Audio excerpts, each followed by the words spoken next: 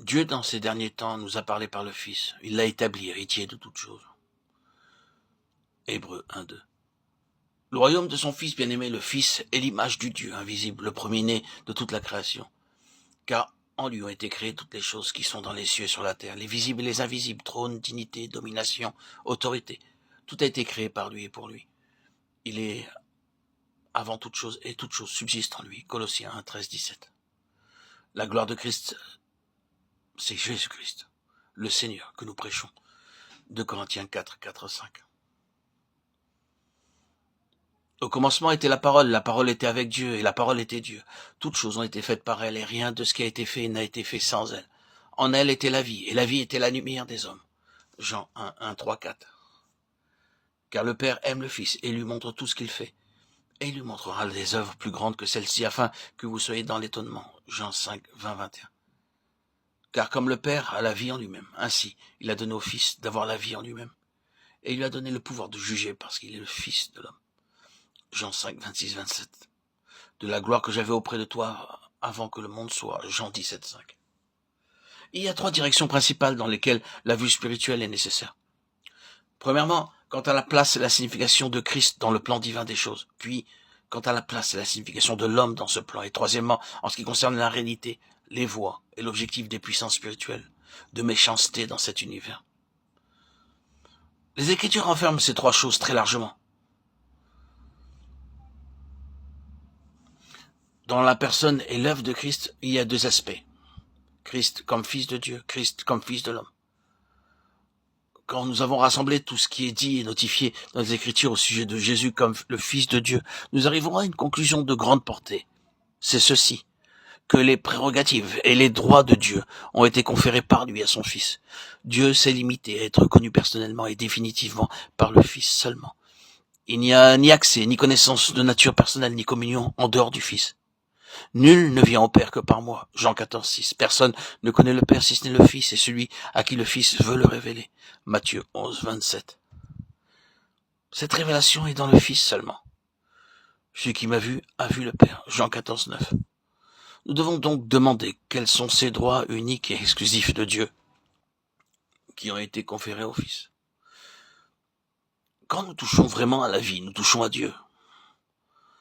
Tant qu'il y a un peu de vie présente, l'homme peut avoir une place. Il peut aider, stimuler, nourrir et coopérer avec elle. Mais quand la vie est partie, l'homme n'a plus aucune place. Et c'est l'affaire de Dieu seul. Dieu seul peut s'occuper de cette situation. La question de la vie depuis la mort est l'affaire de Dieu seul. Pendant une génération entière, cette question fit rage et en grande partie autour d'un homme, lui pasteur. Durant tout le temps de sa vie, la question de la génération spontanée s'enflamma et divisa les hommes en des écoles qui manifestèrent un violent antagonisme. Mais avant sa mort, la question fut réglée. Aujourd'hui, aucune personne bien informée ne croit autrement que dans le domaine de la nature. La vie provient seulement de la vie et jamais de la mort. Le terrain reste libre alors que pour le surnaturel, la vie par la mort est donc la sphère unique de Dieu. Ce qui est vrai dans le naturel l'est aussi dans le spirituel. La vie que nous avons tous en commun, c'est-à-dire la vie de l'âme et du corps, est une chose. Et la loi précitée est valable en ce qui concerne cette vie. Mais il y a une autre vie, une vie incréée, la vie divine, que nous appelons la vie spirituelle. C'est une toute autre chose. Il ne se peut que 100 personnes ou plus soient rassemblées ici, toutes vivant dans le premier sens, mais que seulement quelques-unes vivent aussi dans le deuxième sens. La majorité, très active dans la vie de l'âme et du corps, peut être entièrement morte quant à la vie incréée, la vie divine. Ainsi sont divisés les gens, et de cette manière, nous avons 2 ordres de création entièrement différents, 2 espèces d'êtres.